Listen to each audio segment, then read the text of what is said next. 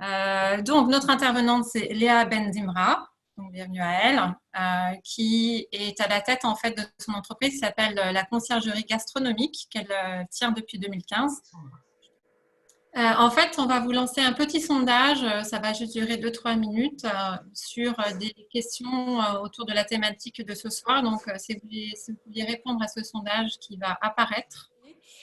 Donc, pensez-vous retourner au restaurant? 63% des personnes ont répondu oui à dès la réouverture, 38% quelques semaines après la réouverture.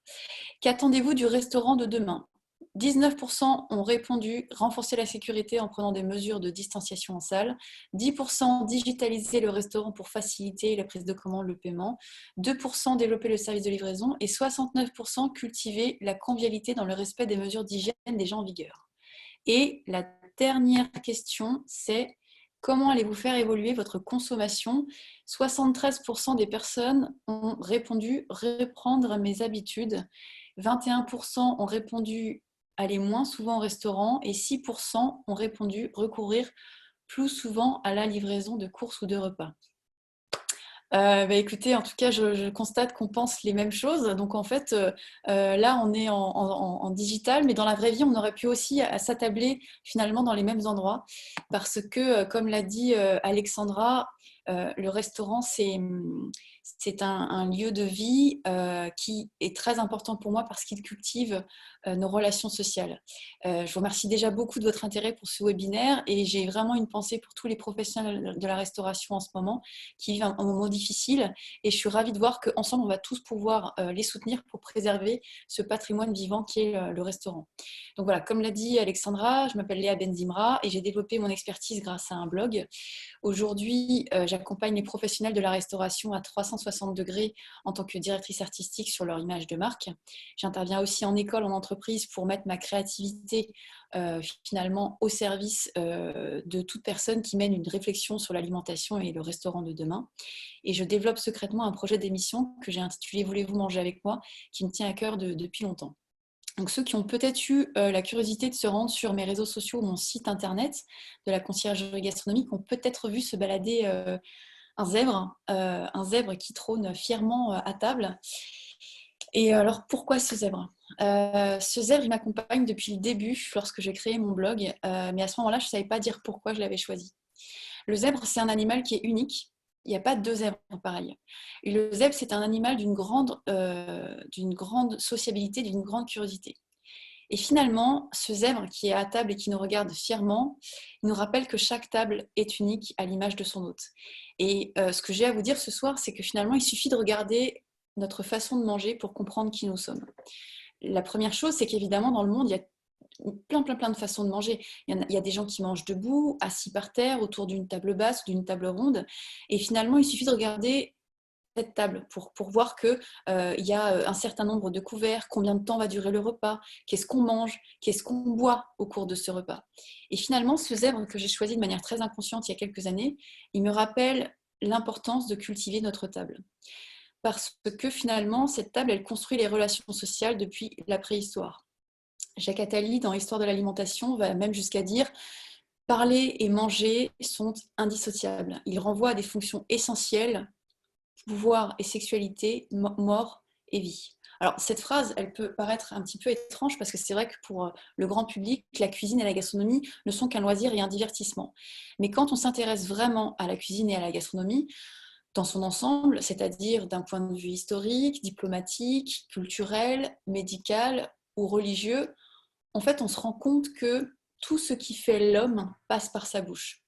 Que ce soit manger, boire, parler, rire, crier, insulter et embrasser. Donc tout ce qui fait notre humanité passe par la bouche. Et évidemment, notre rapport à la table, il commence avec nos parents.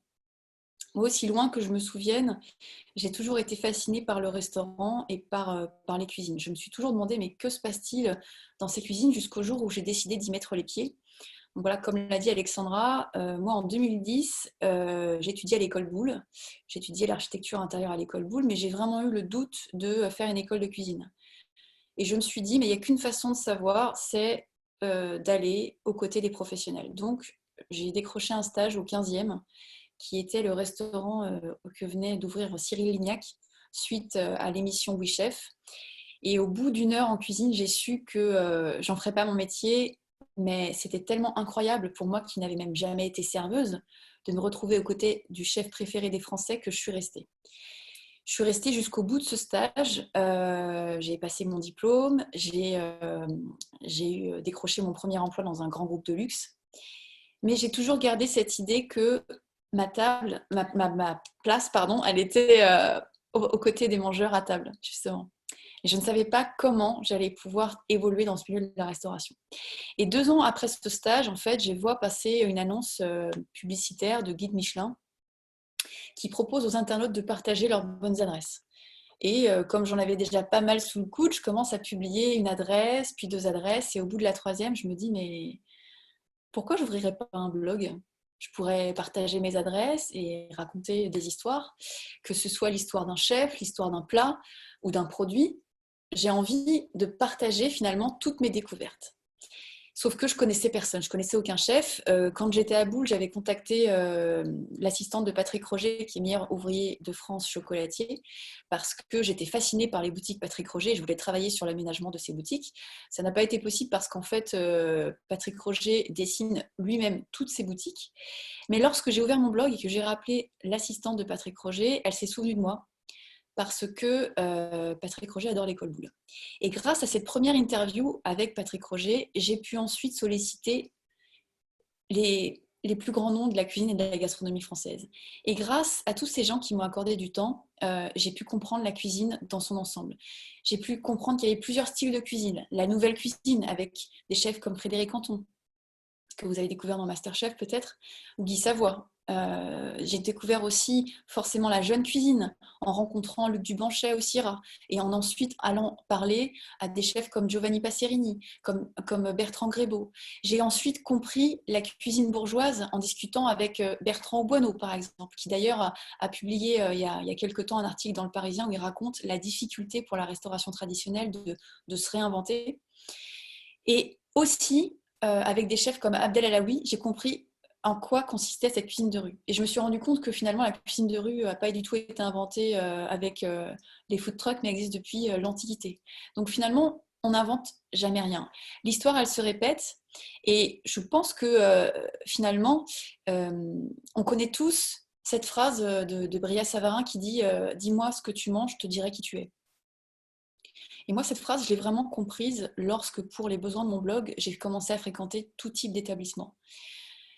J'ai compris que la table était un marqueur social parce que je me rendais bien compte que suivant le salon de thé ou le bistrot de quartier qu'on fréquentait, si j'allais dans un restaurant bistronomique ou gastronomique, voire même des palaces où je n'avais encore jamais mis les pieds, j'ai bien compris qu'il y avait autant de tables que d'occasions et que cette table, elle marquait l'appartenance sociale.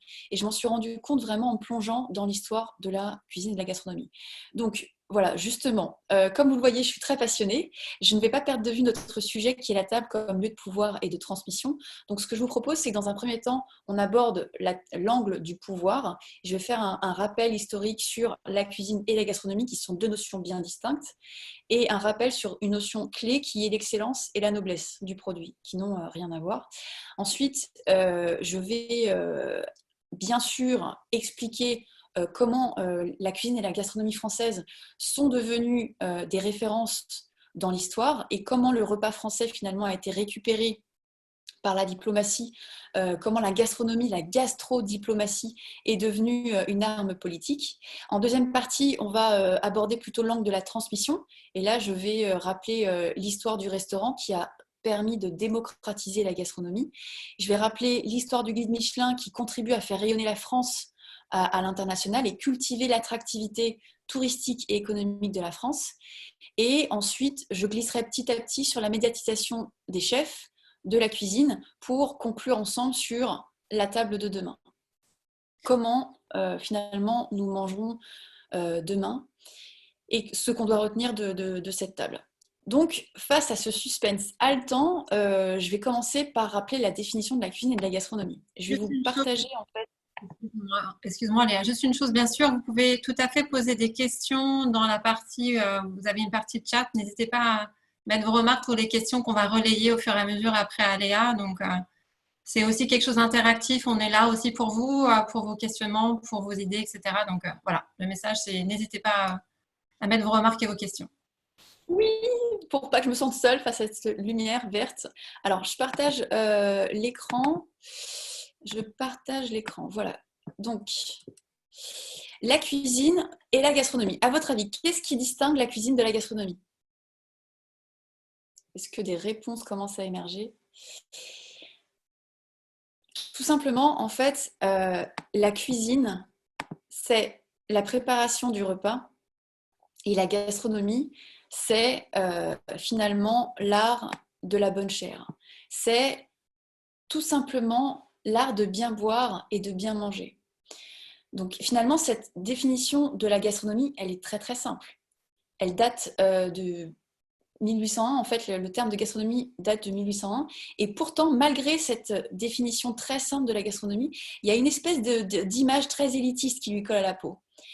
Et cette image élitiste qui colle à la peau de la gastronomie et de la cuisine française aussi, c'est tout simplement parce qu'elle naît dans les maisons aristocratiques. En fait, tout simplement, ce qui se passe, c'est que... ne quittez pas, ne quittez pas. Vous continuez de bien voir la projection, là? Tout est OK? Ouais, très bien.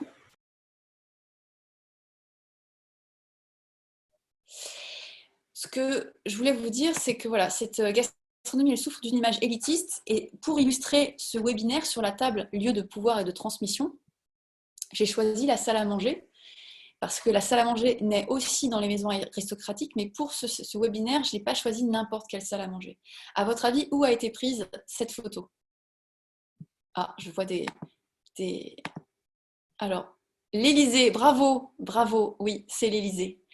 C'est l'Élysée, pourquoi? Parce que c'est là où le président de la République reçoit à sa table les diplomates du monde entier pour servir la cuisine de Guillaume Gomez et la pâtisserie de Christelle Bruat. Parce que, en effet, comme il est question de pouvoir, quoi de mieux que l'Élysée pour illustrer ce sujet? Et tous les détails de cette salle à manger renvoient finalement à la puissance de la France. À commencer par la décoration, par la façon dont est dressée la table, par l'art de la table, par le repas lui-même, où on va finalement structurer le menu dans le respect de la tradition française. Et ce que je voulais vous dire, c'est que finalement, cette gastronomie, cette cuisine française n'ont pas toujours été la référence. Au Moyen-Âge, c'est la cuisine arabe et la cuisine italienne qui l'emportent. Alors pourquoi la gastronomie française s'est-elle imposée? En fait, la cuisine et la gastronomie française s'affirment au XVIIe siècle. Et que s'est-il passé au XVIIe siècle de marquant dans l'histoire française, à votre avis? La cuisine et la gastronomie française vont s'affirmer en même temps que le pouvoir royal. Comme on le dit, le thème de ce soir, c'est de montrer que la gastronomie est une arme diplomatique. Et évidemment, le roi Soleil va théâtraliser à l'extrême le repas français. La cour va vivre au rythme du roi Soleil qui impose le grand couvert. Chaque jour, jusqu'à 300 courtisans vont assister debout religieusement au repas du roi. Et ce repas, il est très très long parce que le service à la française se découpe en plusieurs services. Premier service, mise en bouche, potage, entrée. Deuxième service, on va avoir les entremets, les rôts, les salades. Troisième service, les fromages, les pâtisseries, les entremets sucrés, les mignardises. Et finalement, tous les courtisans regardent la gestuelle du roi. Ils regardent la façon de découper la viande, de choisir les bons morceaux, parce que la façon de se tenir à table marque l'appartenance sociale, marque la naissance et l'éducation. Mais cette table et ce repas de Louis XIV n'est plus un lieu de conversation. C'est un lieu de spectacle et de soumission. Personne n'a le droit d'organiser des dîners plus somptueux que le roi. Et là, je passe la slide pour synthétiser. Personne n'a le droit d'organiser des dîners plus somptueux que le roi. Et d'ailleurs, Nicolas Fouquet, qui était le surintendant des finances de Louis XIV, a construit, comme vous le savez, Vaux-le-Vicomte et a réuni les plus grands talents. Et pour inaugurer Vaux-le-Vicomte, Nicolas Fouquet a organisé avec la complicité de François Vatel, qui était un maître-queux exceptionnel dont vous avez peut-être entendu parler. Il y a eu un film qui a été interprété par Gérard Depardieu, qui incarnait Vatel. Et Nicolas Fouquet a organisé un dîner tellement somptueux en l'honneur du roi qu'il a été emprisonné. Donc c'est vraiment pour vous dire à quel point la table avait une importance stratégique pour les têtes couronnées. Mais ce que je veux vous dire aussi, c'est que finalement, Louis XIV n'a pas tout inventé. Comme je vous l'ai dit, la notion de pouvoir à table, elle remonte à la préhistoire. Déjà, en fait, les chefs des empires revendiquaient leur puissance suivant le nombre de sujets qu'ils pouvaient nourrir. Ensuite, à l'Antiquité, déjà en Mésopotamie, on retrouve des traces écrites montrant l'importance que les hommes accordaient au repas. Ensuite, quand on va en Égypte, à Rome en Égypte, à Rome, on se rend compte déjà en fait que les premiers banquets avaient pour but de célébrer des victoires militaires, d'inaugurer des temples. Et finalement, même le spectacle culinaire tel que le conçoit Louis XIV à Versailles existait au Moyen-Âge. Et en revanche, ce que va amener ce XVIIe siècle et Louis XIV, c'est cette notion de gastrodiplomatie. Parce que Bossuet, qui était un homme d'église et également qui a été mandaté en fait par Louis XIV pour faire l'éducation du dauphin, Bossuet disait déjà c'est la table qui gouverne. Après lui, il y a eu Cambacérès, et d'ailleurs cette phrase de Cambacérès était utilisée dans le descriptif de ce webinaire. Cambacérès va dire à Napoléon c'est en grande partie par la table que l'on cultive, que l'on gouverne les hommes. Donc vraiment, cette idée que la table est une arme diplomatique, elle naît très très vite dans l'histoire de la cuisine française. Napoléon en fait détestait manger, mais il avait conscience que la gastronomie avait une importance capitale dans les prises de décision et dans les négociations. Et c'est pour ça qu'il a mandaté un homme d'État, un diplomate qui s'appelle Talleyrand, pour organiser, avec la complicité d'un très grand cuisinier qui s'appelait Antonin Carême, d'organiser les dîners les plus somptueux. Et le premier dîner que Talleyrand va organiser va avoir pour but de valoriser Napoléon. Ensuite, lorsque Napoléon tombe, Talleyrand est repris aux mains, entre guillemets, de Louis XVIII, et il va continuer à orchestrer des dîners, à proposer des mets de qualité, les mets les plus raffinés, pour négocier finalement tout le redécoupage de l'Europe lors du congrès de Vienne. Et il va même dire à Louis XVIII, « Sire, j'ai plus besoin de bons cuisiniers que de diplomates. » C'est pour vraiment dire à quel point la gastronomie est importante. Et l'histoire, elle se poursuit. Pendant la Seconde Guerre mondiale, lorsque Churchill dit « Nous ne nous battons pas uniquement pour la France, nous nous battons pour le champagne », là j'avance un peu parce que je me suis laissée emporter par la passion de l'histoire, finalement on se rend compte que donc, la gastrodiplomatie, elle naît au XVIIe siècle, elle se poursuit au XIXe, au XVIIIe, au XIXe et même aujourd'hui au XXe siècle. La gastrodiplomatie, elle continue finalement à l'Élysée. L'histoire se continue à l'Élysée. En 2017, Emmanuel Macron a organisé le dîner des grands chefs. Il y a des actions diplomatiques qui ont été créées, notamment Goût de France, qui a pour but d'organiser un repas à la française sur 5 continents avec la collaboration de 5000 chefs. Laurent Fabius, lorsqu'il était ministre des Affaires étrangères, a créé la liste. C'est un classement qui va récompenser les restaurants les plus prestigieux au monde. Et, hasard ou coïncidence, les Français arrivent toujours dans le top 20. Sur 20 restaurants, sur les 20 meilleurs restaurants, 10 sont au moins français. Hasard ou coïncidence. Ensuite, petit à petit, évidemment, si on dit que la table marque l'appartenance, c'est mis en place au cours de l'histoire et encore aujourd'hui une hiérarchie de l'aliment à l'image de la hiérarchie sociale. Concrètement, plus l'aliment venait de haut dans l'histoire, plus il était réservé aux élites. C'est ce qui fait que finalement, lorsque l'aristocratie voit les bourgeois commencer à imiter leur façon de manger, l'aristocratie a dû redoubler d'ingéniosité, de raffinement pour cultiver sa distinction. Parce que finalement, ce rituel du repas, il construit les identités et il affirme les distinctions sociales. Donc pendant que les pauvres mangeaient du pain blanc, de la bouillie et de la soupe, les riches se régalaient les pauvres mangeaient du pain noir et les riches mangeaient du pain blanc. Et surtout, les élites mangeaient des volailles parce que les volailles s'élèvent dans le ciel et donc étaient une nourriture dite vertueuse. Et surtout, elles consommaient du gibier parce que la chasse était une façon de se distinguer et était réservé à une élite. Donc ce que je voulais aussi vous dire, c'est que ce qui est très intéressant dans l'histoire, c'est la prégnance des croyances. Cette croyance que l'homme maîtrise la nature, domine l'animal. Pourtant, déjà, les Lumières disaient que les fruits et les légumes étaient un régime alimentaire synonyme de paix et réservé aux hommes vertueux. Et pourtant, malgré ce discours éclairé, par exemple, la pomme de terre a mis 2 siècles à s'imposer sur notre table. Et finalement, toute cette hiérarchie des aliments et cette classification de l'aliment, ce qu'on appelle la chaîne de l'être, a commencé à dire quel produit était noble ou ignoble. Et c'est pour ça qu'aujourd'hui, je veux amener aussi une autre notion qui est la notion d'excellence, parce qu'un produit noble n'est pas forcément excellent. Par exemple, un caviar ou un homard, s'il est de mauvaise qualité ou qu'il est mal cuisiné, ça n'aura aucun intérêt.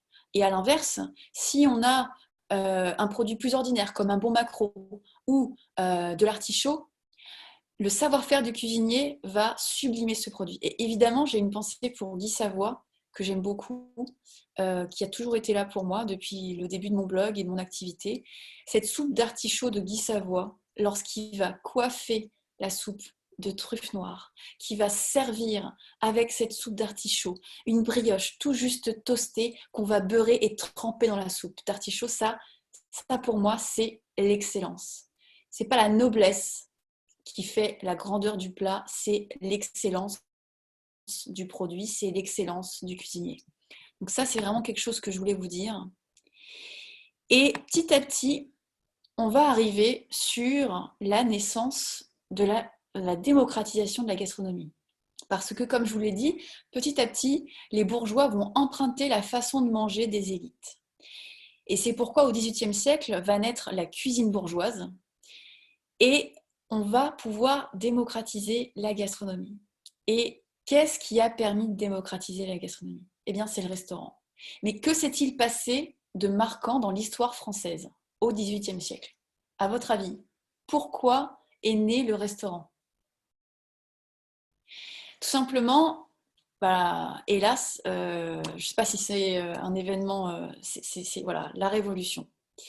La Révolution, finalement, va accélérer le développement du restaurant. L'aristocratie va chasser ses cuisiniers parce qu'elle ne peut plus s'offrir ses services et les cuisiniers vont ouvrir des restaurants. Donc, le premier restaurant remonte à 1765 à Paris, mais vraiment, la Révolution va accélérer ce développement. En 1789, on compte 100 restaurants autour du Palais Royal. Alors, j'ai encore une question pour vous. Pourquoi les premiers restaurants se sont-ils tous concentrés autour du Palais Royal, à votre avis? Bon, allez, je vous donne la réponse. Même si le restaurant a commencé à démocratiser la gastronomie, les premiers clients du restaurant restent les élites. Et que font les élites en sortant du théâtre? Eh bien, ils vont se restaurer. Et c'est pourquoi, en 1789, l'essentiel des restaurants se concentre autour du Palais Royal. Mais petit à petit, avec la démocratisation du restaurant aussi, finalement, on va se voir multiplier. En 1800, on va avoir 600 restaurants à Paris. Et c'est à ce moment-là aussi que va naître la critique culinaire, et notamment Grimaud de la Reynière et l'Almanach des gourmets, qui peut-être est le premier guide gastronomique. En 1830, il y a 3000 restaurants à Paris, jusqu'à ce que finalement, toutes les classes populaires, même populaires, puissent accéder au restaurant, avec en 1867 le premier bouillon qui ouvre. Et on a tous en tête le bouillon Chartier, le bouillon Pigalle. Que ce soit des garguettes, des guingottes, finalement, tout le monde pouvait, à cette époque-là, aller au restaurant. Et d'ailleurs, j'ai même envie de vous dire qu'on n'invente rien, parce que en 1894, il y a même eu le premier restaurant sans serveur qui est né à Berlin et qui a ensuite été copié à Philadelphie, aux États-Unis. Donc, ce que je veux vous dire, c'est que finalement, on n'invente rien. Même aujourd'hui, on se pose des questions sur le restaurant de demain. On le verra ensemble. Est-ce qu'il y aura des serveurs, pas de serveurs? L'histoire, finalement, nous a dit déjà beaucoup de choses. Et ce que je voulais vous dire, c'est que après l'histoire, elle se poursuit bien sûr au XXe siècle. Je peux aller trop vite, je reviens en arrière parce que sinon vous allez avoir toutes les réponses. Au XXe siècle va se développer l'industrie agroalimentaire et l'automobile. Et alors, quel est le rapport entre l'automobile et la gastronomie? à votre avis? Encore une réponse pour voir si vous suivez toujours. Michelin, bravo! Alors, quel est le rapport entre une usine de pneumatiques et le guide gastronomique? Eh bien, tout simplement, pour rappeler succinctement l'histoire du guide Michelin, en 1889, les frères Michelin ouvrent une usine de pneumatiques à Clermont-Ferrand. Et en 1900, ils ont l'idée diabolique et brillante de créer un guide gastronomique pour partager de bonnes adresses, mais surtout faire rouler les automobilistes et du coup leur faire user les pneus. Donc, le guide Michelin naît en 1900. Mais le guide Michelin n'a pas eu tout de suite le succès qu'il a aujourd'hui. Et d'ailleurs, l'un des deux frères Michelin s'est rendu un jour dans un des distributeurs de pneus et s'est rendu compte que le guide servait de cale à un bureau.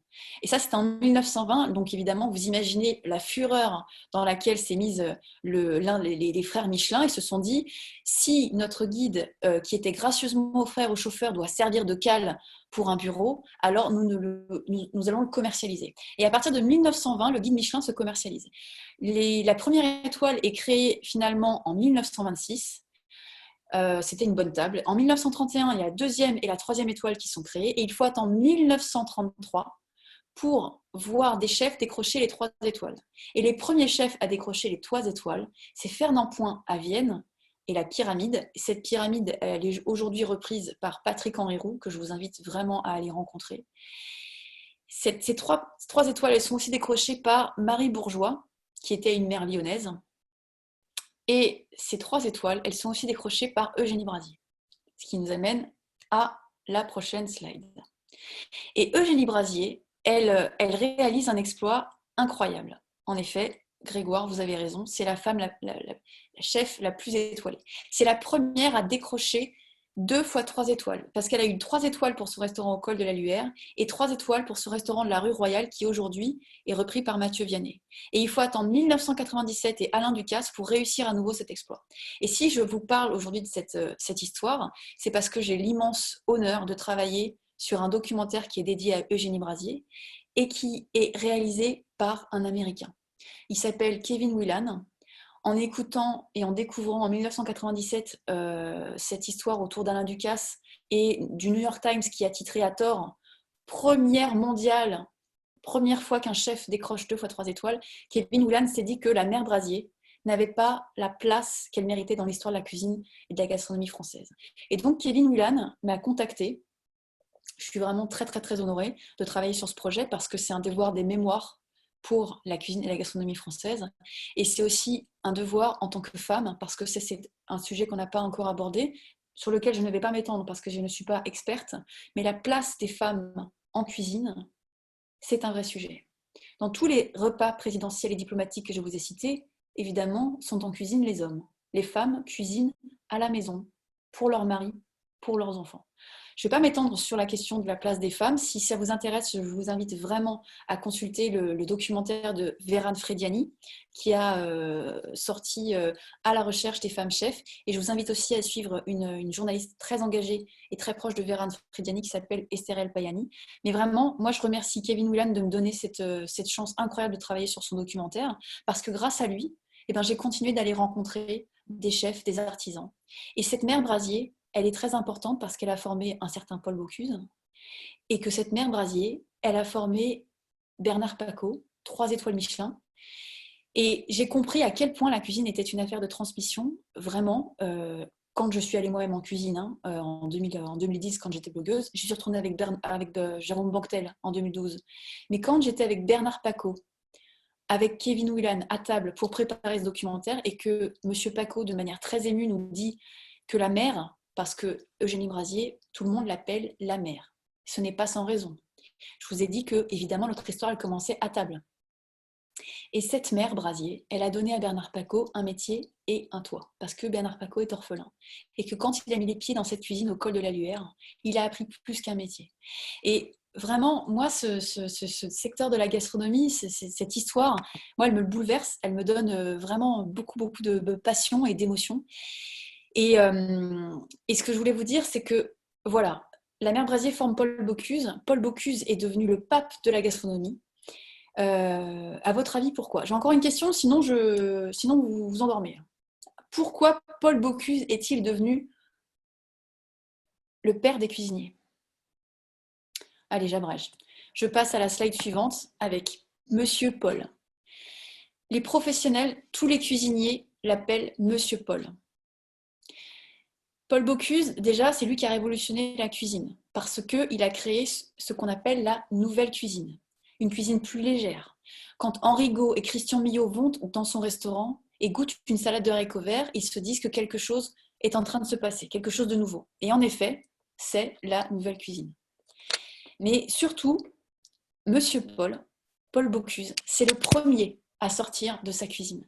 Et c'est lui qui donne aux cuisiniers l'envie de sortir de la cuisine et de valoriser leur talent et leur savoir-faire. Il y a un de ses disciples qui s'appelle Joël Robuchon, que vous avez certainement découvert peut-être à la télévision. Joël Robuchon, il est allé encore plus loin. Lui, il a révolutionné le restaurant parce que c'est le premier qui va ouvrir la cuisine sur la salle pour montrer les cuisiniers en train de préparer le repas devant le client. Évidemment, ce restaurant, il s'inspire de la culture asiatique. En France, jusque-là, la cuisine et la salle étaient dissociées, voire même les cuisiniers étaient vus comme des cancres. La cuisine, c'était une voie de garage, jusqu'à ce que les premières émissions de cuisine montrent le talent, le savoir-faire des cuisiniers. Et la première émission de cuisine, elle remonte à 1954. Art et magie de la cuisine par Raymond Oliver et Catherine Langer. Alors après lui, évidemment, il y a eu Maïté, il y a eu Joël Robuchon, bon appétit bien sûr, il y a eu Cyril Lignac. Et c'est vrai que moi, je remercie beaucoup toutes ces émissions de cuisine, même si je ne les regarde pas, parce qu'elles ont permis de montrer à des millions de Français que la cuisine, c'est une passion, c'est un savoir-faire et c'est un art. Et après 11 ans, après la 11e édition de Top Chef, l'émission continue de faire rêver 3 à 4 millions de Français à chaque épisode. Il y a même 34% des téléspectateurs qui déclarent manger plus sainement depuis qu'ils regardent Top Chef. Donc vraiment, la médiatisation de la cuisine a été fondamentale pour éveiller les consciences, pour cultiver notre art de vivre, le temps qu'on prend à boire et à manger qui est essentiel. Pour juste vous donner des chiffres, en 15 ans, le temps d'antenne consacré à la cuisine a été multiplié par 30. Et ça, c'est Jonathan Curiel, qui est le directeur des programmes M6, qui l'a dit lorsque j'ai assisté à une de ses conférences.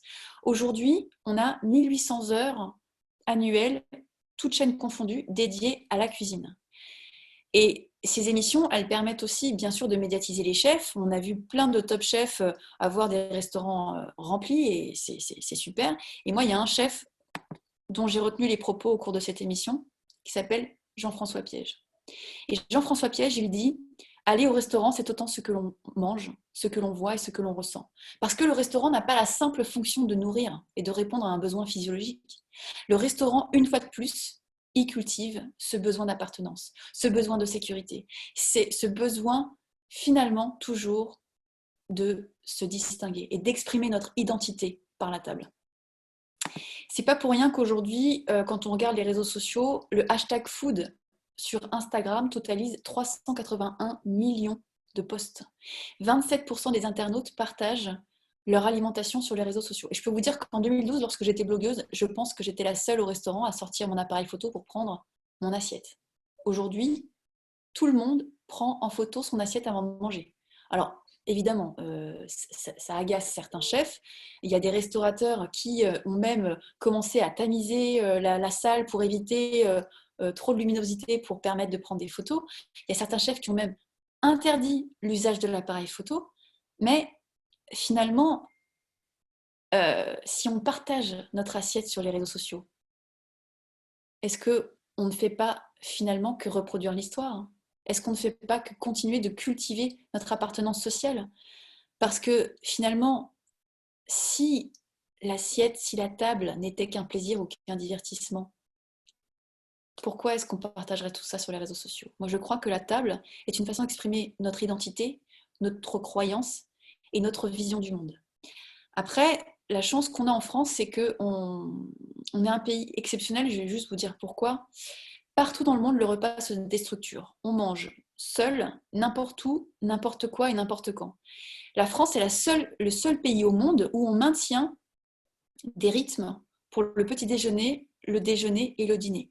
Il y a même un classement mondial qui a étudié la façon de manger du monde entier.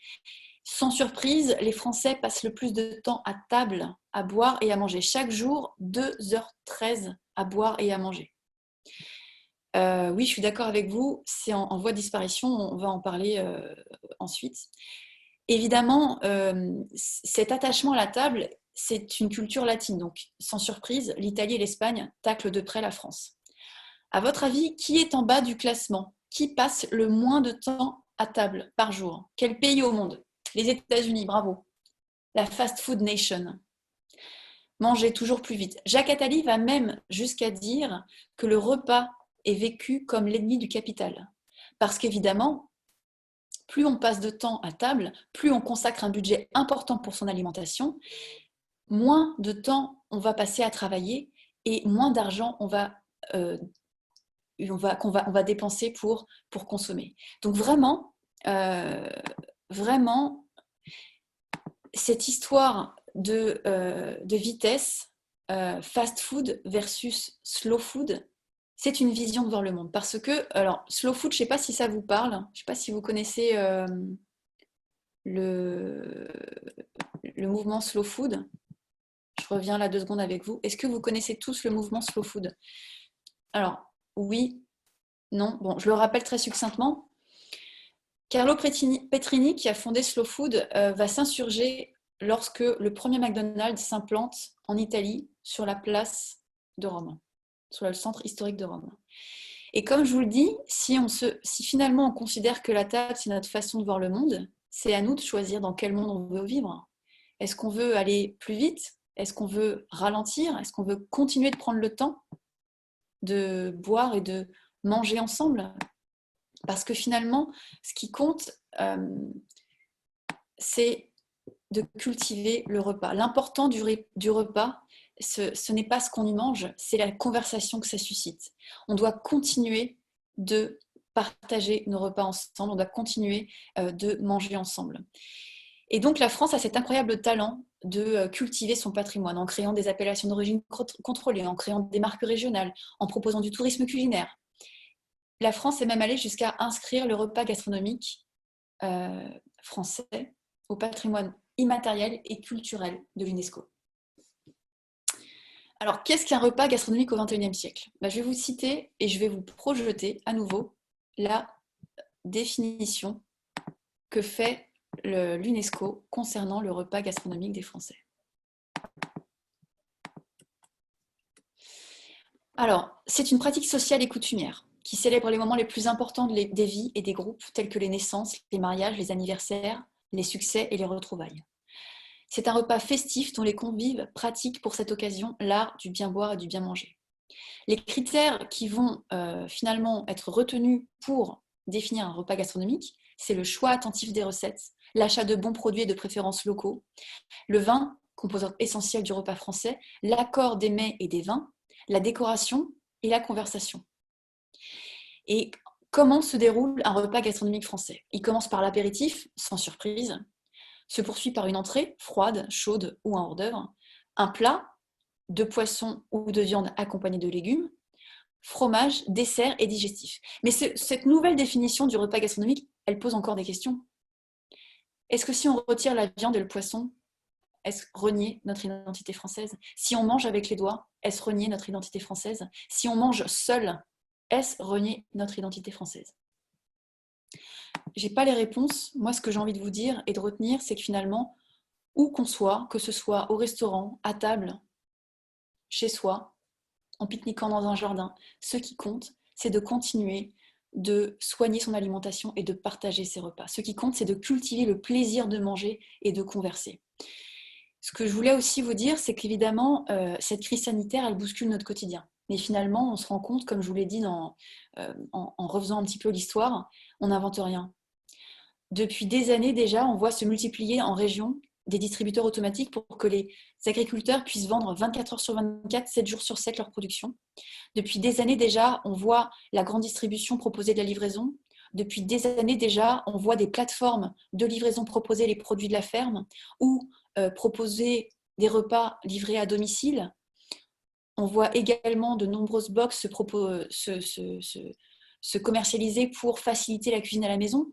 Donc moi, ce que j'ai envie de vous dire, on a même vu qu'au 19e siècle, en 1894, a été inventé le premier restaurant sans serveur. Donc ce que j'ai envie de vous dire, c'est qu'en fait, on ne refait pas l'histoire. C'est juste à nous de savoir, aujourd'hui, dans quel monde on veut vivre. L'enjeu pour moi, concernant le restaurant de demain, c'est de savoir comment on va digitaliser le parcours client tout en cultivant cette convivialité et ce lien social. Parce qu'on se rend compte déjà avec tous les régimes alimentaires, toutes les croyances religieuses, toutes les éthiques qu'on peut attacher à la table, que c'est déjà très difficile de manger ensemble, parce qu'on a des rythmes différents. Ce que j'ai envie de vous dire, c'est que la gastrodiplomatie, elle est toujours d'actualité, mais que finalement, on a tous le pouvoir de voter pour le monde dans lequel on veut vivre. Parce que chaque jour, quand on mange, on vote. Est-ce qu'on va encourager finalement l'artisan ou l'industrie? Et ce que j'ai envie de vous dire, c'est que c'est pas l'un contre l'autre, c'est l'un avec l'autre. On peut très bien un jour manger de la fast-food et de l'autre prendre des heures pour préparer son repas et aussi bien fréquenter un restaurant gastronomique que prendre un sandwich à emporter. Et ce qui compte, c'est qu'on continue finalement de manger correctement et de prendre ensemble les repas. Je continue, je termine très très très rapidement. Ce que je voulais vous dire, c'est qu'il faut cultiver du coup, ce lien social, il faut cultiver la transmission et surtout, il faut cultiver nos talents. Comme je vous l'ai dit, que ce soit l'agriculteur, le producteur, le vigneron, le sommelier, le chef cuisinier, notre art de la table. Il y a une plateforme de livraison qui s'appelle TipTok qui propose la livraison de repas signés par des chefs. Je trouve que c'est une très très bonne idée.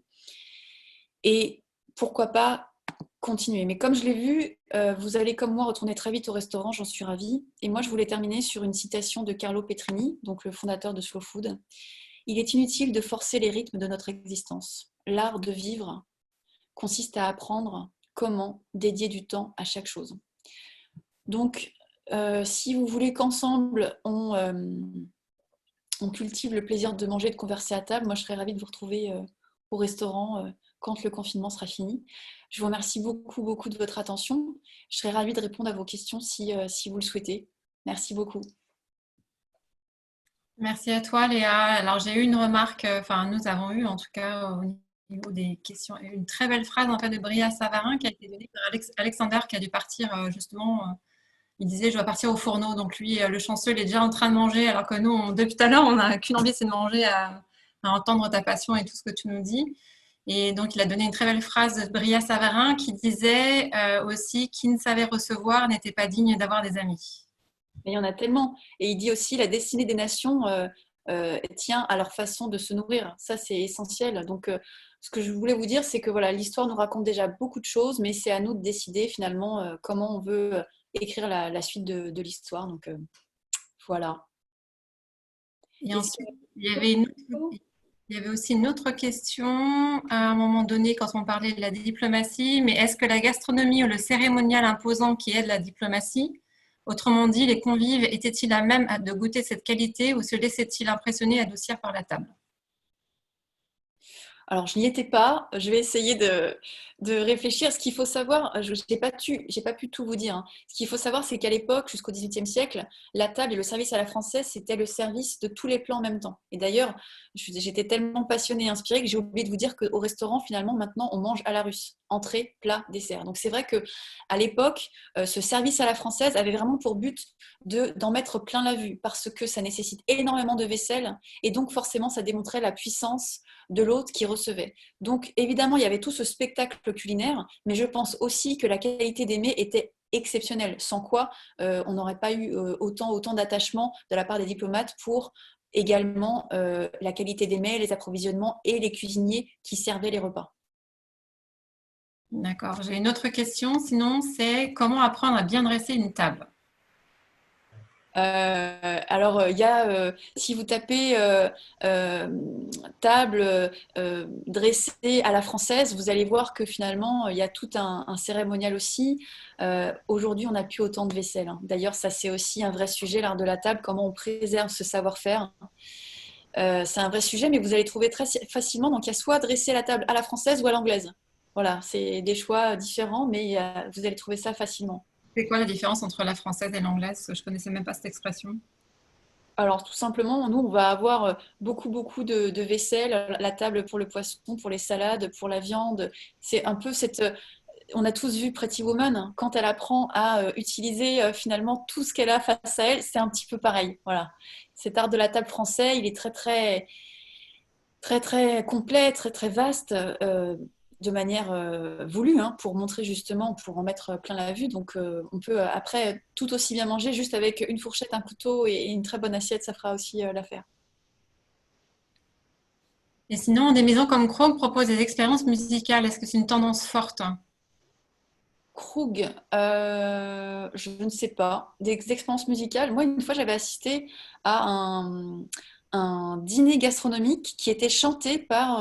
Alors, c'était joué au piano et chanté, c'était chez Marc Menot. Marc Menot, qui est un très grand monsieur de la cuisine et de la gastronomie française, qui était installé à Saint-Père-en-Vézelay. Je ne sais pas. Je pense que tous les moyens sont bons pour euh, pour inviter les Français à prendre les repas. Je ne sais pas si c'est une tendance très forte.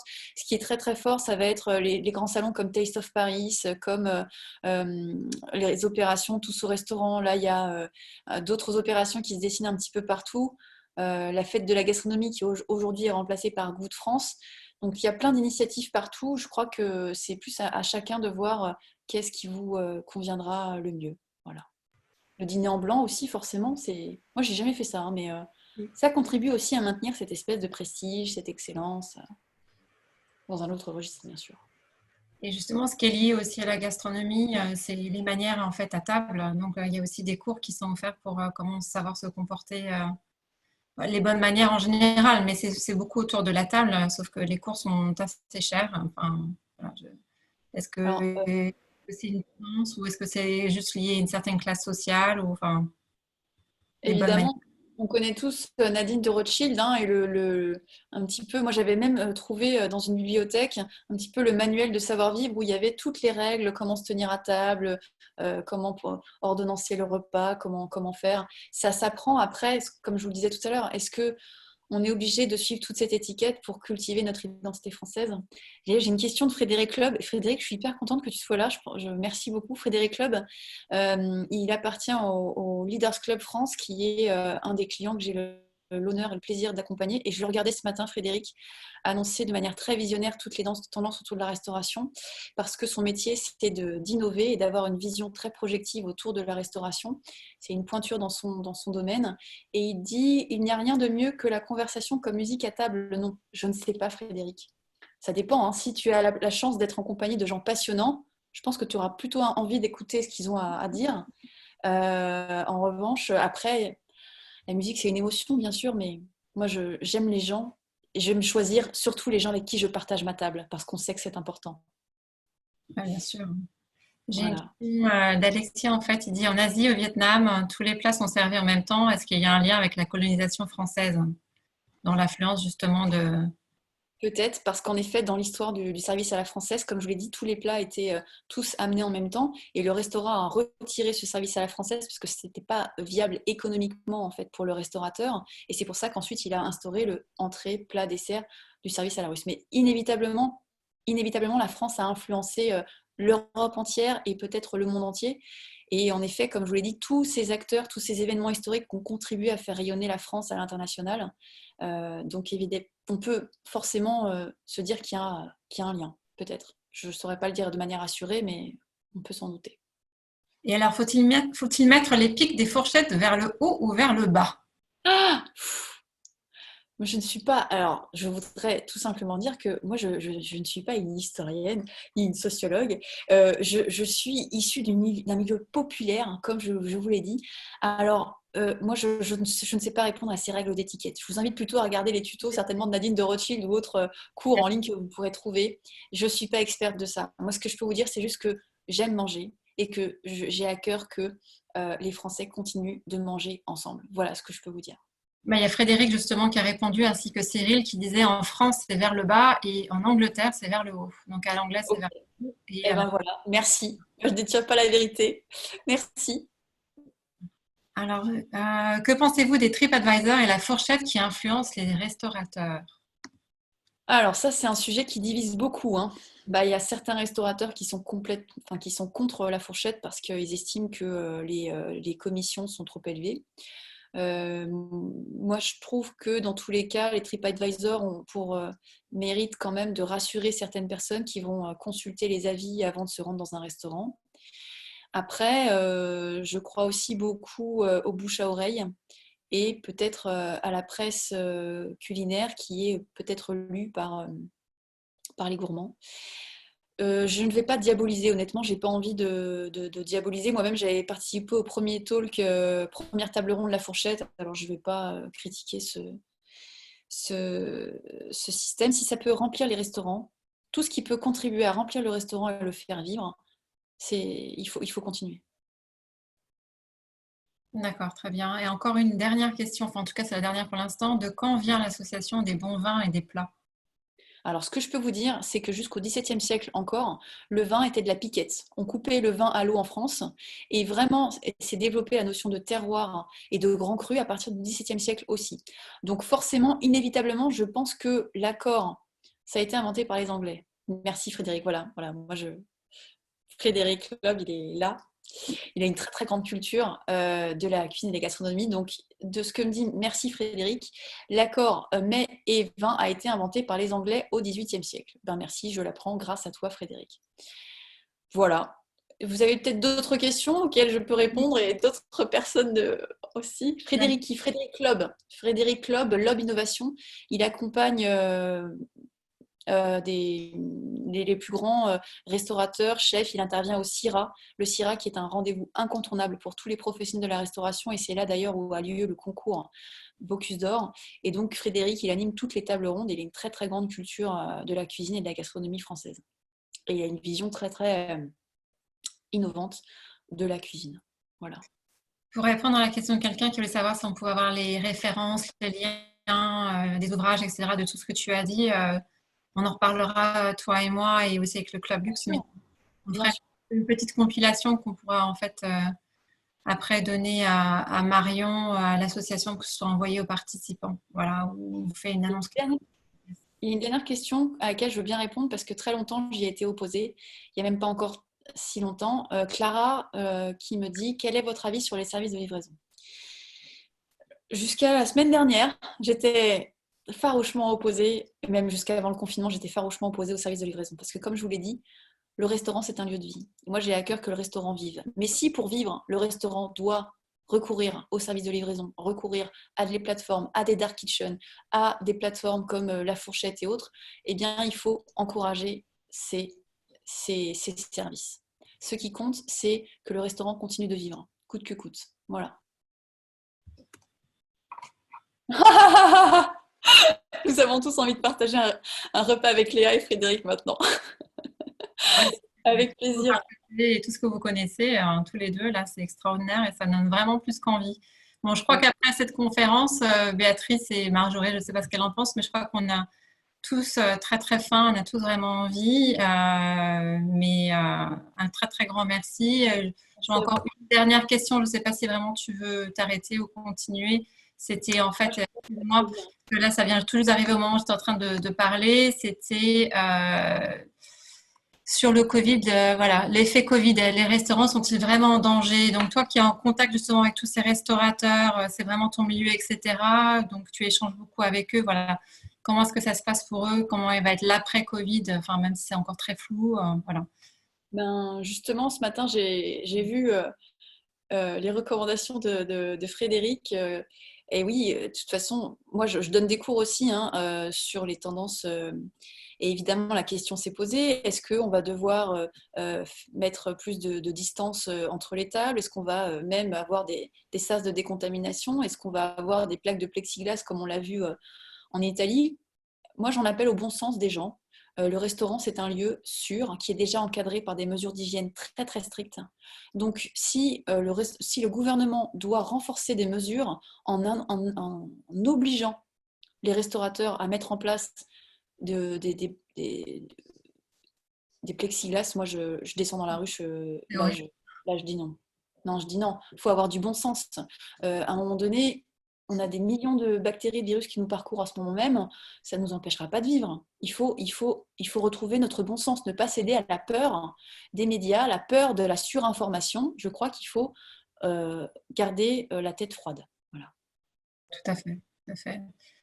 Et est-ce que tu penses qu'il y aura des effets de la crise sur les pratiques alimentaires des Français? Est-ce que voilà. Bah, forcément, la livraison, on se rend compte que moi j'avais lu il n'y a pas encore si longtemps en préparant un cours pour mes étudiants que le marché de la livraison alimentaire était assez compromise en France, mais finalement je pense que là on y est et d'ailleurs c'est très très bien.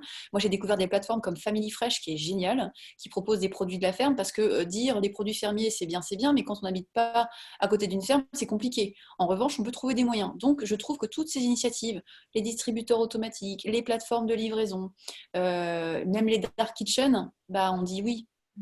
Si ce sont des bons produits et qu'on cultive ce besoin de partager notre repas, même à la maison, faisons-le. Voilà. La Il y a, ruche qui dit il y a oui. Lynn nous donne un autre nom, la ruche qui dit oui, parce que tu parlais famille fraîche, mais il y a aussi la ruche qui dit oui. Enfin, il y en a plein qui existent de toute façon, mais La ruche qui dit oui, c'était les premiers. Avec les AMAP, c'était vraiment les tout premiers à proposer ça. bon, Béatrice, tu voulais peut-être intervenir et dire quelque chose pour conclure? Merci beaucoup, bien sûr, à Léa pour cette conférence qui nous donne vraiment très, très faim. Et donc, on espère se retrouver euh, très prochainement autour de tables dans des restaurants, en tout cas. Voilà. J'espère. Merci beaucoup à vous. Je suis vraiment très, très contente d'avoir été avec vous ce soir, même si j'aurais préféré être en direct. Mais c'est aussi une autre occasion de tester les choses. C'est très bien. C'est Voilà. très, très bien. Merci à Un tous. grand merci Léa, en tout cas. Merci beaucoup. À très bientôt alors. Merci.